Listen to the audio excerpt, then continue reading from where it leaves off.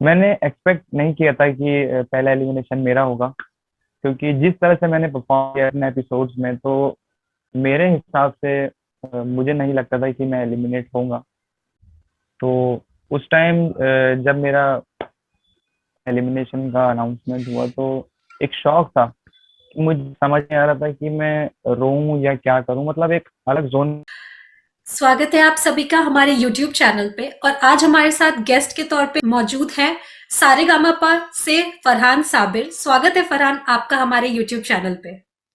Thank you Tele Safar, thank you so much. Farhan, सबसे पहला सवाल आपसे ये है कि द वॉइस 2 जीतने के बाद फिर से सारेगामापा में एज अ कंटेस्टेंट क्यों? सबसे पहले तो व्यूअर्स हैं जो हमें देखेंगे, उन सबका शुक्रिया कहना चाहूंगा कि वॉइस इंडिया से जो लोग मुझसे जुड़े हैं और उससे पहले से जितने भी लोग जुड़े आए हैं, तो उन लोगों ने बहुत सपोर्ट किया है।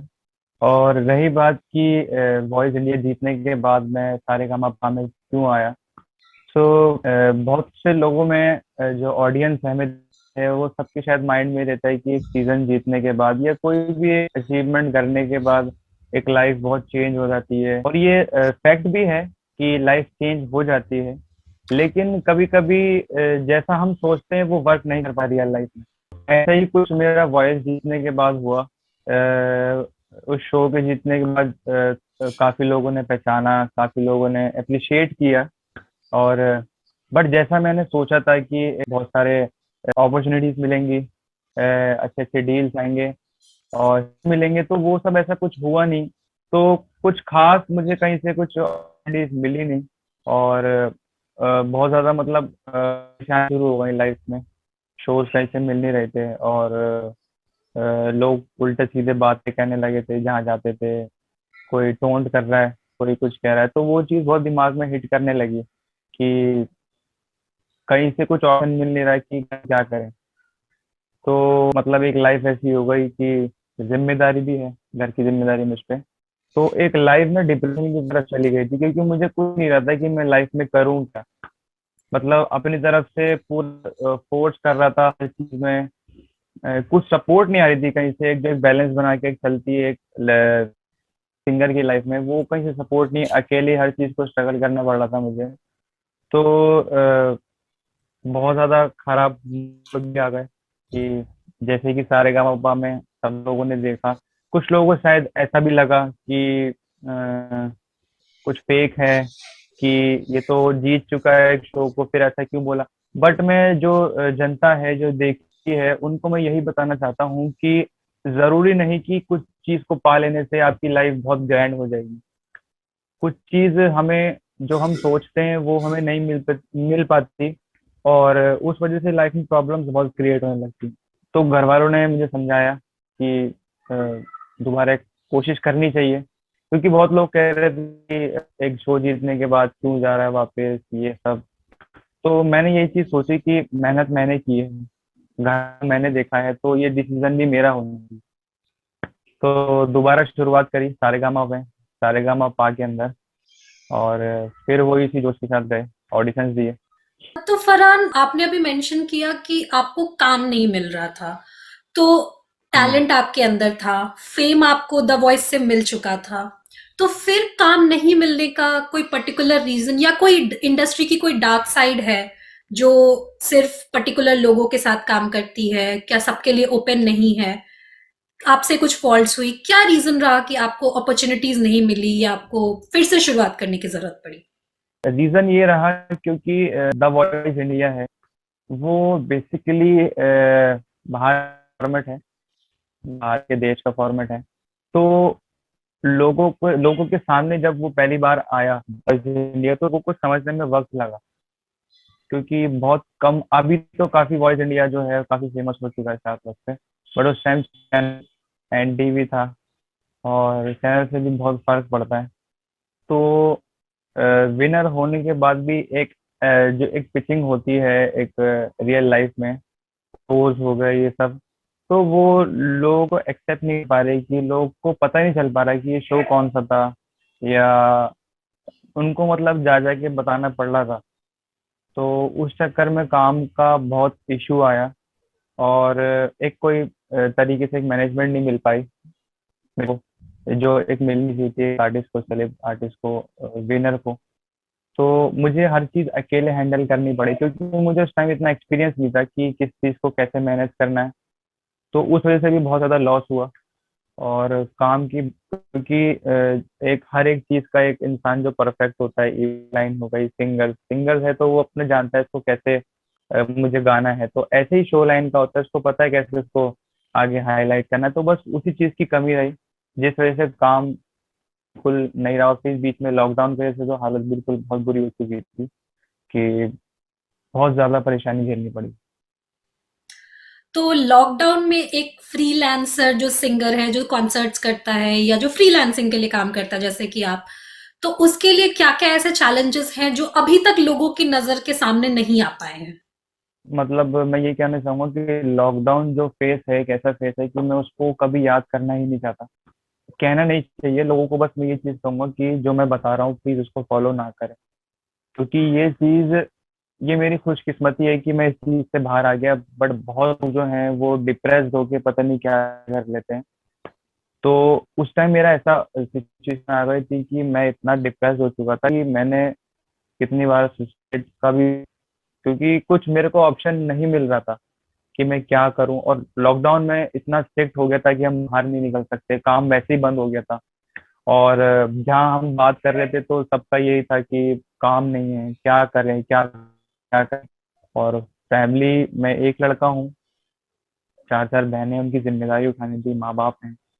तो हम कुछ समझ नहीं आ रहा कैसे करें, उस चीज़ को बहुत मुश्किल से मैनेज करना पड़ा। और मैं सारा क्रेडिट अपने माँ बाप को ही दूंगा, क्योंकि उन्होंने जिस तरह मुझे संभाला है। क्योंकि उस टाइम मैं अपनी बिल्कुल माइंड खो चुका था कि क्या करना है लाइफ में, बिल्कुल मतलब मैं लोगों से मैंने बात करनी कि सिर्फ रूम में ही रहना, मतलब बहुत, मतलब एक अलग ही दुनिया से हो गई थी मेरी।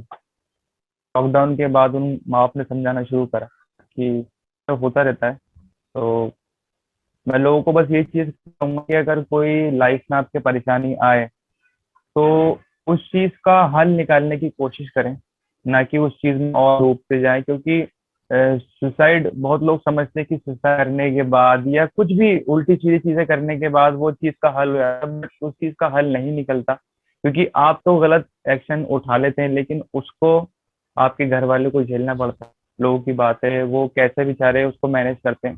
तो प्लीज़ कोई भी कदम ना उठाएँ, उसको अच्छे से समझें कि हमें क्या और अच्छा कर सकते हैं।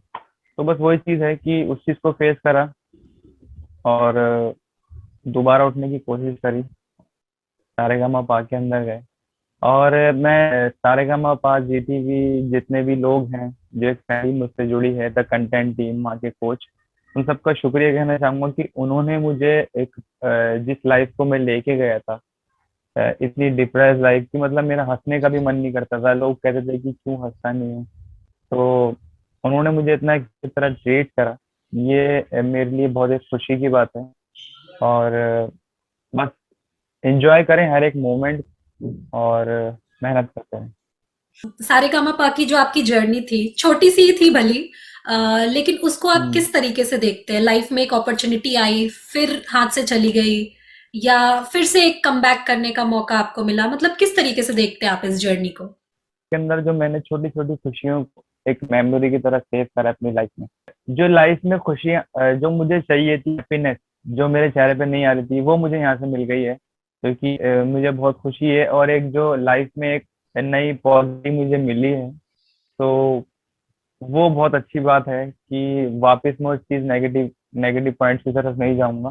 तो जब भी मुझे कभी कुछ दिमाग में मतलब उल्टा सीधा या कुछ भी, मतलब कुछ सैड मोमेंट आएगा, तो ये एक ऐसा मेरी लाइफ है सारेगामा की, उसको अगर मैं याद करूंगा तो फिर वापस मेरे पे आएगी।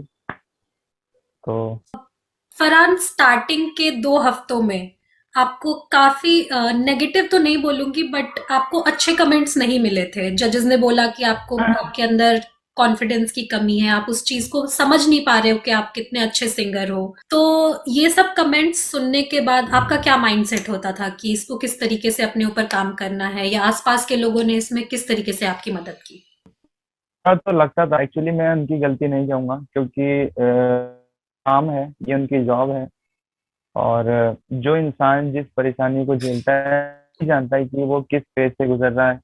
तो वो चीज़ मैंने यही करी कि अपने गाने से लोगों को रिझाऊँ, ना कि अपनी परेशानियों से, या जो भी मेरी मैंने प्रॉब्लम फेस की है, तो वो उस हद नहीं इतनी डीपली जानते थे कि मैं किस परेशानी या किस टेंशन को लेके परफॉर्म कर रहा हूँ। तो मैंने नेगेटिव नहीं लिया, क्योंकि अगर मैं नेगेटिव और सोचता तो मेरी आगे की परफॉर्मेंस और खराब होती। तो मैंने उस चीज़ को पॉजिटिव लिया, और जितने भी मेरे सारे टीम के लोग थे, हमारे music coach Neeraj Kalkar sir, तो उन लोगों ने सपोर्ट किया।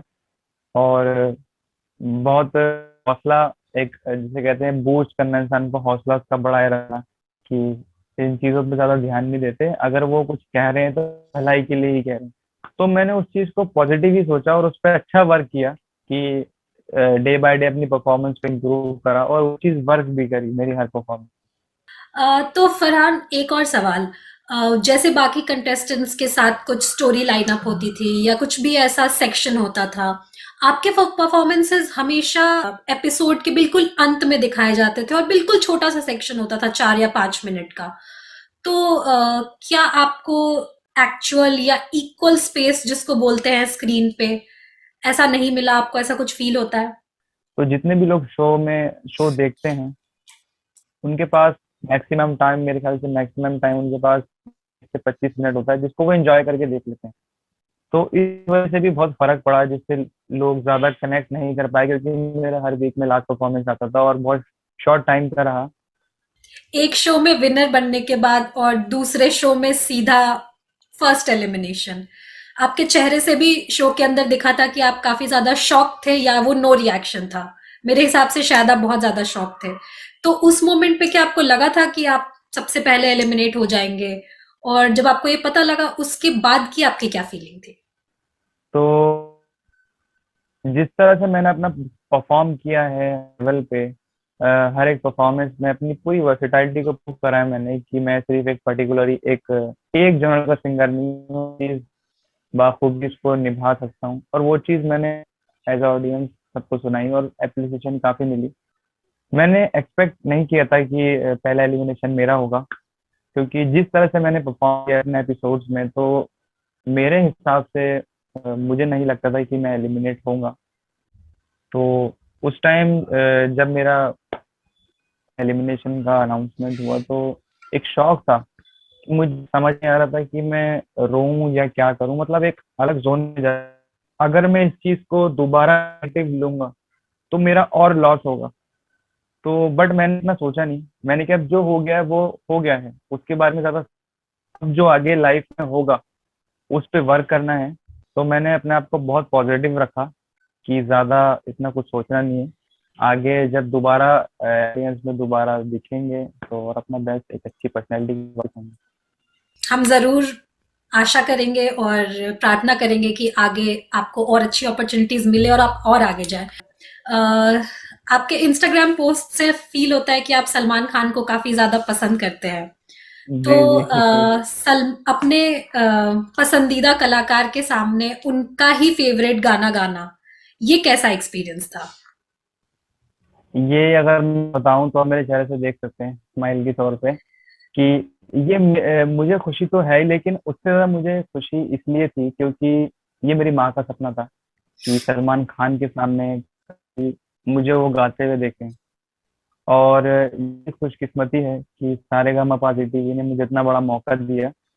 और उस टाइम जब उनका सलमान भाई आए, तो मतलब मैं इतना एक्साइटेड था कि मेरी उन पे से नजर हट ही नहीं रही थी। मतलब जो मेरे साथ में कंटेंट थे वो मुझे बार बार ऐसे हिला रहे, फरहान खान। तो मतलब मैं इतना फोकस था उन पे कि मुझे होश ही नहीं था कि मुझे क्या गाना है, क्योंकि वो इतना सरप्राइज हुआ है कि मुझे शायद, क्योंकि पता नहीं आगे उनसे मिलने का मौका मिले या न मिले, तो जो वो एक मेमोरी थी, मैं चाहता हूँ वो एक एक सेकंड वो मेरी जिंदगी में सेव रहे। तो बहुत मजा आया। जिस तरह से हमने उस रूहानियत से सोची उस कवाली को गाने की, वो लोगों तक कनेक्ट करी, और जिसके बहुत अच्छे कमेंट्स मिले। अ, अगर फरहान सारेगामा 2021 जीत जाते, तो क्या ऐसी गलती है जो वो नहीं दोहराते जो उन्होंने वॉइस जीतने के बाद की थी? गलती कुछ नहीं कहेंगे, लेकिन हाँ, ये अपना बीच में कनेक्शन टूट गया था और मेरी फैमिली के कुछ पर्सनल इश्यूज की वजह से। बट अगर मैं जीतता तो जो लोगों से प्यार मोहब्बत मुझे मिलती, जो उनकी एक एक्सपेक्टेशंस बढ़ती, उसको और अच्छी तरीके से उन सबके सामने लेके आता। और क्योंकि जब लोग हमें देखते हैं, जब हमें पसंद करते हैं, तो उनकी उम्मीदें हमसे और ज़्यादा बढ़ जाती हैं कि उनको और अब क्या अच्छी चीज़ में हम देखेंगे और क्या कुछ नया करते हुए देखेंगे। तो उसी चीज़ पे वर्क करता और जो लोग मुझे हमेशा सपोर्ट कर, उनके लिए अच्छी अच्छी चीज़ें करता रहता और उनको एंटरटेन करता, उनको खुश रखता। Thank you Farhan. अ, अपने चाहने वालों के लिए एक मुखर। एक मुखड़ा, जो मैं फर्स्ट एपिसोड में गया था रमता जोगी, वो सुनाना चाहूंगा क्योंकि काफी लोगों का मुझे प्यार मिला उससे। मैं पिया, मैं पिया, मैं पिया, मैं पिया, मैं पिया, मैं पिया जा प्रेम दा प्याला पिया। ओ ना जाने दिल विच की आया, एक पल में सदिया जी आया। मैं पी आया, मैं पी आया जा प्रेम पला पी आया, मैं जी आया। मैं रमता जोगी, मैं रमता जोगी, जोगी जोगी जोगी। मैं रमता जोगी, मैं रमता जोगी। Thank you so much. Thank you Farhan. जितने भी इस चैनल पे और जितने भी लोग इस चैनल पे देखने वाले हैं इस वीडियो को, और जितने भी मेरे सपोर्टर्स हैं, ये बहुत अच्छा चैनल है और अच्छे अच्छे टैलेंट्स को सपोर्ट करता है और मुझे भी बहुत ये चैनल पसंद है। तो प्लीज टैली सफर चैनल को लाइक करें, सब्सक्राइब करना ना भूलें, बेल आइकन को जरूर दबाएं, दबा के शेयर करें और वीडियो को और इंटरव्यू जरूर देखें।